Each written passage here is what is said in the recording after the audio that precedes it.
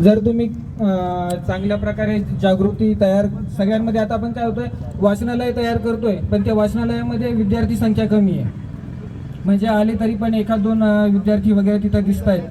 तर माझ्या मते हे चित्र आता बदलायला पाहिजे. प्रत्येक घराघरामध्ये आता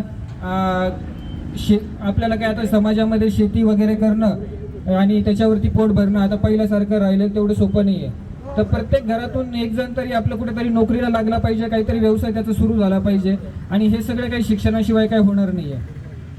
तर माझं तरी म्हणणं आहे की आता इथून पुढे आपण सगळ्यांनी जागरूक होऊन आपले जे मुलांचं भविष्य आहे त्याच्याकडे आपण व्यवस्थित लक्ष दिलं पाहिजे.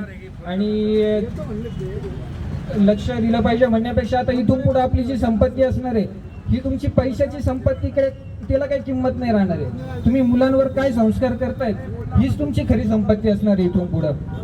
तर माझी सगळ्यांना एकदम कळकळीची विनंती आहे की आपल्या घरातल्या प्रत्येक मुलावरती, लहान मुलांवरती वगैरे त्यांच्या संस्कारांवरती खूप चांगल्या प्रकारे लक्ष द्या आणि तीच आपली खरी संपत्ती आहे असं समजून त्यांचं शिक्षणात आणि बाकीचं सामाजिक कार्यामध्ये ते कसे घडतील याच्याकडे लक्ष द्या.